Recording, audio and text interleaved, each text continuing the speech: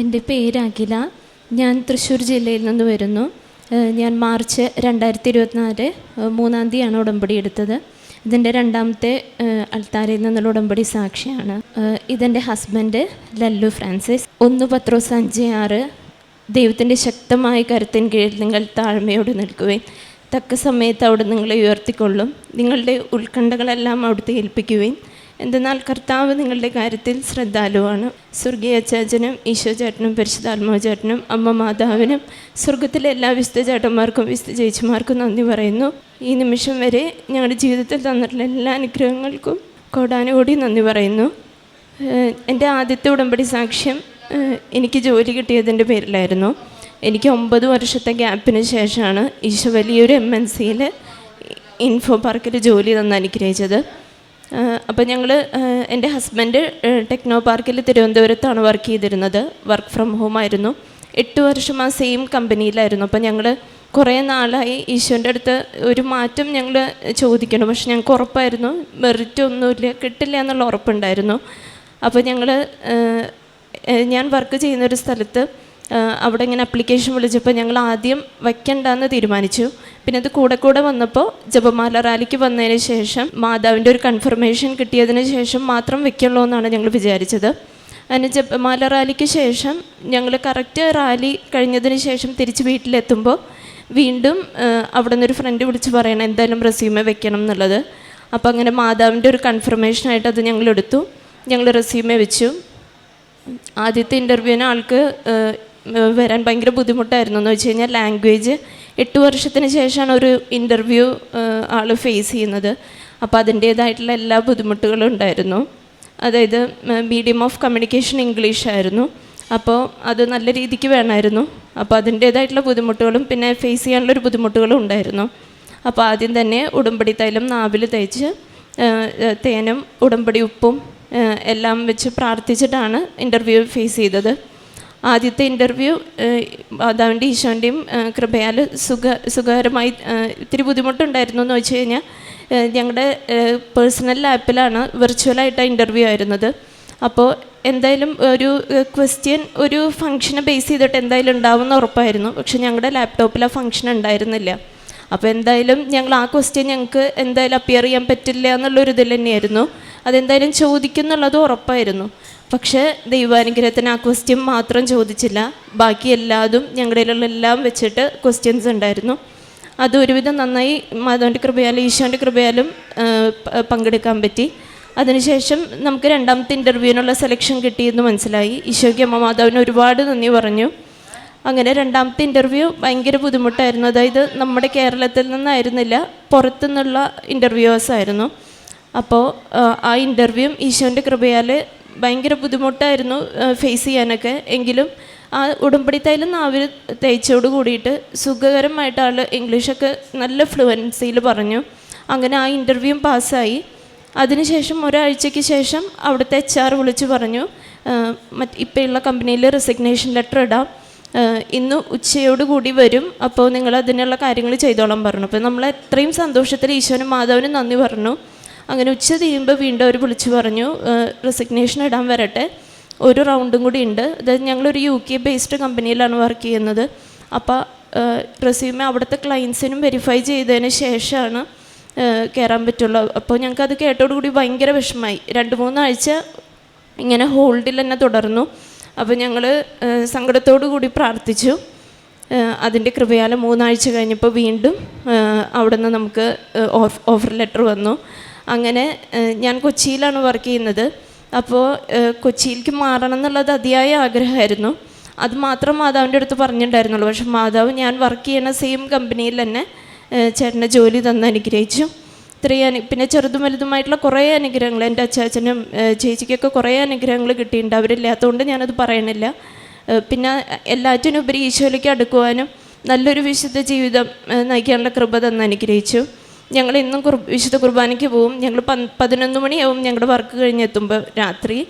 എങ്കിലും 5:30 എണീറ്റ് അച്ഛൻ്റെ ഡെയിലി ബ്രെഡ് കൂടി അത് ഷെയർ ചെയ്ത് അതിനുശേഷം ഇന്നും കുർബാനയ്ക്ക് പോവും.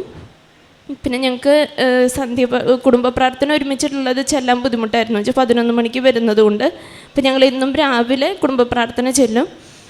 അതിനുശേഷം ബൈബിള് വായിക്കും. അതിന് കൃത്യമായിട്ട് ഉടമ്പടിയിലെ എല്ലാ കാര്യങ്ങളും ഞങ്ങൾ നിവർത്തിച്ചു പോന്നു.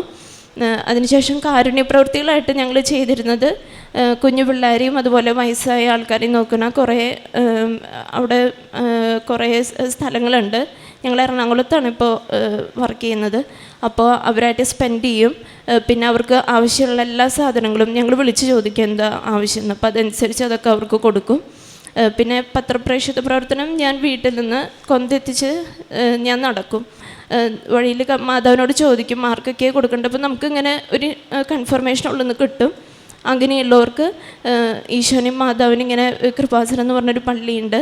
അതുപോലെ എൻ്റെ അച്ചാച്ചന് വലിയൊരു രോഗസൗഖ്യം കിട്ടിയായിരുന്നു. അതും പിന്നെ എൻ്റെ ജോലി എല്ലാം പറഞ്ഞിട്ട് ഞാൻ ഓരോരുത്തർക്കും കൊടുക്കും.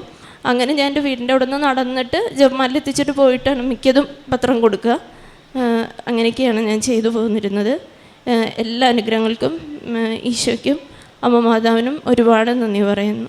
യെശയ്യാ പ്രവാചകൻ്റെ പുസ്തകം 66-ാം അധ്യായം 13-ാം തിരുവചനം. അമ്മയെപ്പോലെ ഞാൻ നിന്നെ ആശ്വസിപ്പിക്കും, ജെറുസലേമിൽ വെച്ച് നീ സാന്ത്വനം അനുഭവിക്കും. അതുകൊണ്ട് നിങ്ങളുടെ ഹൃദയം സന്തോഷിക്കും, നിങ്ങളുടെ അസ്ഥി പുല്ലുപോലെ തളിർക്കും.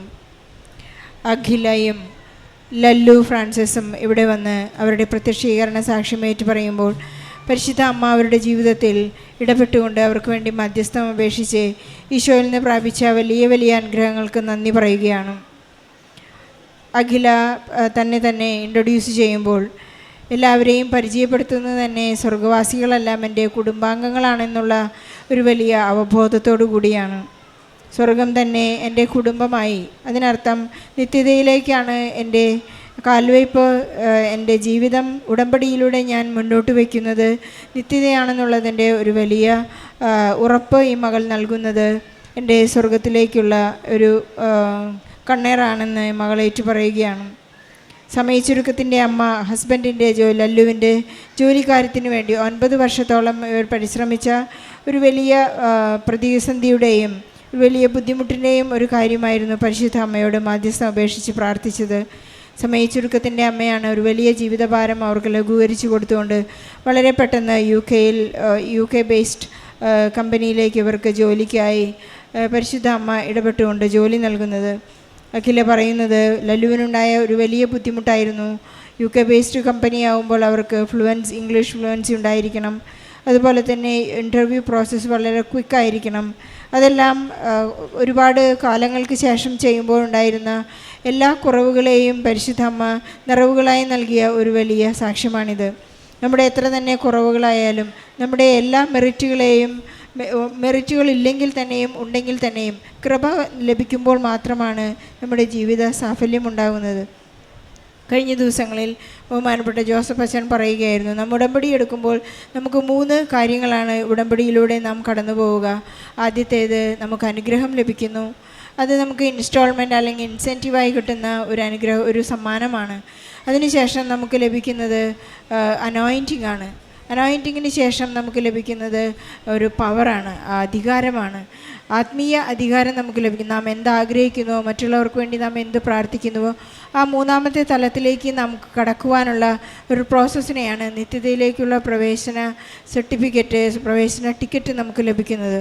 ഓരോ മക്കളും ഉടമ്പടി എടുത്ത് ജീവിക്കുമ്പോൾ ആ ഒരു വലിയ പ്രോസസ്സിലേക്ക് കടക്കാൻ നമുക്ക് സാധിക്കുകയാണെങ്കിൽ നമ്മുടെ ഉടമ്പടി അച്ഛൻ്റെ ഭാഷയിൽ പെട്രോൾ കത്തുന്നത് പോലെ കത്തുന്നതായിരിക്കും.